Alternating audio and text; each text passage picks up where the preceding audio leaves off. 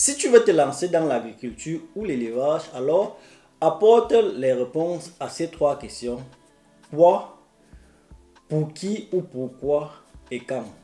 Beaucoup se lancent dans le business, dans l'élevage ou l'agriculture juste parce qu'ils ont suivi 40% de rentabilité et voilà, ils plongent dans le business. Déjà, laisse-moi te dire que si tu ne réponds pas, si tu n'apportes pas les solutions à ces trois questions, alors ton business est parti pour échouer. Je donnerai les esquisses de réponses dans cette vidéo et toi, tu pourras chercher tes réponses personnelles. À tout de suite.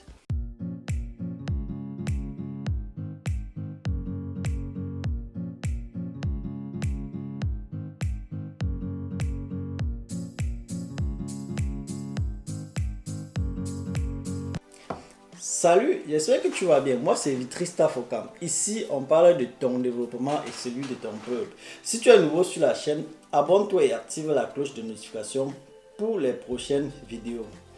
Comme je disais à l'introduction, se lancer dans l'élevage ou l'agriculture, bref, le business en général, parce qu'on a suivi le pourcentage des bénéfices, parce qu'on a suivi rentabilité et 40-50%.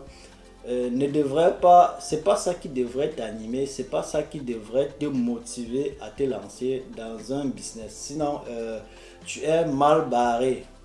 Comme je disais, avant de te lancer dans l'agriculture ou l'élevage, bon, disons, je reste sur l'élevage, tu devrais te poser ces trois ou quatre questions.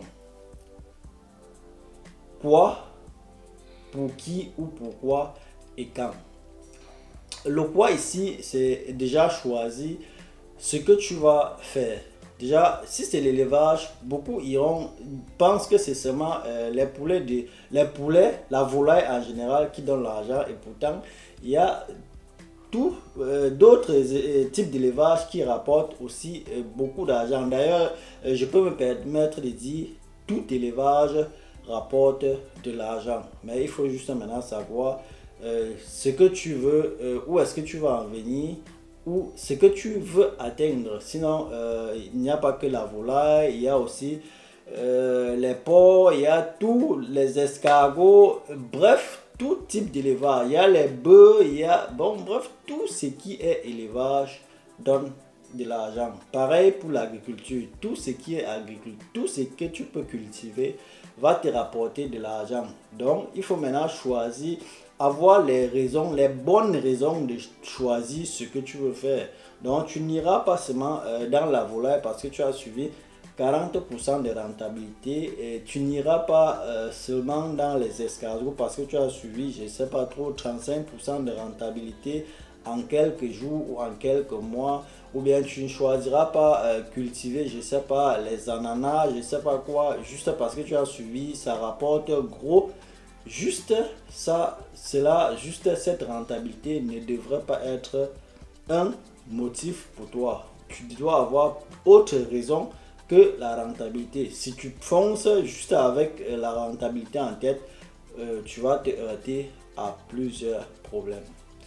Et là, j'entre dans la deuxième question, le pour qui ou le pourquoi. Déjà, la première question, j'ai répondu au pourquoi. Donc, cette motivation, pourquoi tu veux faire tel truc? Qu'est-ce que tu vas atteindre? Quels sont tes buts? Quels sont tes objectifs? Et pour qui, généralement, les gens produisent avant de chercher quoi faire avec ce qu'ils ont produit. Tu vois, avant de produire, tu devrais savoir ce que tu vas faire avec ta production. Je prends l'exemple de l'élevage des poulets. Si tu produis les poulets, il faudrait déjà savoir en avance ce que tu vas faire avec les poulets. C'est très important. Et quand je dis pour qui, c'est que si c'est que tu produis pour vendre aux revendeurs, là tu devrais savoir en avance. Si tu produis maintenant pour transformer, pour avoir une bonne plus-value, là tu devrais savoir en avance. C'est pas quand on produit, c'est pas après avoir produit que tu vas réfléchir et quoi, quelle est la prochaine étape. Et tu devrais déjà savoir que quand tu produis pour vendre aux revendeurs, il y a plusieurs contraintes. Et tu seras coincé quelque part parce que tu as produit et personne n'est venu acheter. Ça arrive. Et tu devrais déjà le savoir. Si ce n'est que 45% en 45 jours ou bien 30% en 45 jours, qui était ta motivation, tu vois que tu vas très vite lâcher. C'est donc, voilà pourquoi je dis, tu ne devrais pas te lancer parce que tu as suivi tel nombre de pourcentage de rentabilité. Ça comme seul motif, c'est insuffisant. Ton business risque de tomber rapidement. Et j'entre maintenant dans la troisième question qui est le camp. Une question très stratégique, surtout en ce qui concerne l'élevage des poulets. Le camp ici, c'est camp produit. Parce qu'il y a ce qu'on appelle les éleveurs saisonniers. Si tu fais l'élevage des poulets, c'est vrai, nous savons tout ce qu'il y a les saisons où ça passe beaucoup pendant la période des fêtes. Mais la question ici, c'est que est-ce que pendant la période de fête, on fait plus de rentabilité? Est-ce qu'on fait plus de gains? Est-ce que pendant la période de fête, le poulet se vend plus cher qu'en période normale? Ça, ce n'est pas toujours le cas. Même si beaucoup de gens consomment les poulets, ça ne veut pas dire que les gens achètent plus cher.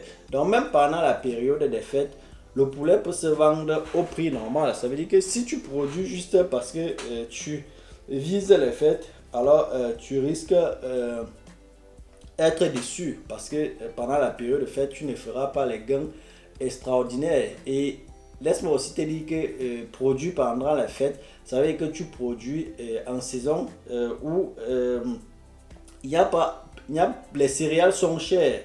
Bon, bref, le but de cette vidéo, c'est même pas pour entrer dans combien produire, combien a coûté ta production, mais c'est entrer dans pourquoi tu veux faire ceci, où est-ce que tu vas en venir, quels sont les résultats que tu aimerais avoir.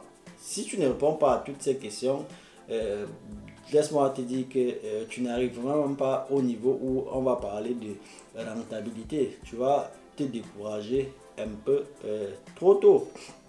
Donc, comme j'étais en train de dire, quand produire, ok, j'ai là parlé des producteurs, des éleveurs saisonniers. Ok, il y a la période où ça passe beaucoup et les périodes où ça ne passe pas beaucoup. Mais quand est-ce qu'on fait les gains? Tu vois, tu peux produire saisonnièrement et toi tu arrives toujours au mauvais moment sur le marché. Donc, tu devrais déjà établir un calendrier bien respecté. Quand est-ce que tu veux produire et pourquoi tu veux produire à cette période-là? Or, quelqu'un qui produit en tout temps, il vit les mauvais moments, il vit les bons moments. Là, il est un peu plus stable que toi qui viens peut-être sans savoir en quel moment nous sommes sur le marché. Est-ce que le marché va bien? Tu te lances, tu produis et tu arrives au marché, voilà, et tu es déçu. Et seulement écouter le marché pour produire aussi, laisse-moi te croire que le marché, ça change vraiment comme le caméléon. Aujourd'hui, ça peut coûter 2500 et le lendemain, ça coûte 2000. Donc tu vois que si déjà tu produis pour revendre aux revendeurs, il y a donc ces changements, ces variations qui peuvent bien te bloquer. Une fois ici pour dire, tu n'as pas besoin, c'est pas produit 2000, 2500, 5000 sujets qui est le plus important, mais c'est la constante. Il faut être constant. Vaut mieux produire 500 et être là tous les jours que de produire 2000, 2500 et venir quand malheureusement, peut-être quand le marché est mauvais. Donc, il y a cette constance. Si tu veux faire le business, si tu veux gagner de l'argent dans l'élevage, tu dois être là tous les jours. Quand je dis tous les jours, ça veut dire que tu dois être régulier sur le marché ou bien tu dois être régulier sur la transformation. C'est vrai que quand on transforme, le prix est généralement fixe parce que bon, on sait que transformer 1 kg de, je sais pas, barbecue ou bien ça coûte tel montant. Et pourtant, si tu vends au revendeur, il faut être là tous les jours pour vivre les bons et les mauvais moments sur le marché. Cette vidéo, c'est pour les gens qui veulent se lancer ou bien les gens qui se sont lancés sans répondre à ces questions tu devrais t'asseoir, tu devrais te ressaisir et apporter des solutions à toutes ces questions. Très important. J'ai aussi commencé le business parce que j'ai suivi 40% en 45 jours. Et là, avec le temps, j'ai constaté que ça ne peut pas marcher comme ça. C'est vrai, à côté de toutes ces questions, de ces trois questions, il y en a d'autres. Il y a facteur avec qui. Donc, cherche, retrouve toutes ces questions qui vont t'accompagner dans le business et tu apportes des solutions. Avec qui? Partenaire. Il est comment? Donc, tous ces paramètres-là, il faudra les réunir. Donc, faire un petit catalogue avec des questions et tu réponds à toutes ces questions. Et tu verras qu'avec ces réponses, tu vas vraiment te décider si ça vaut la peine ou pas. Je n'ai pas dit que la réponse aux questions ces réponses seront faciles à trouver, mais ça va faire partie de ton expertise. Ça va faire partie de ton cahier de charges. Pour ne pas dire, ça va faire partie de ton business plan. Merci de m'avoir suivi. Surtout, porte-toi bien et à dimanche prochain. Ciao.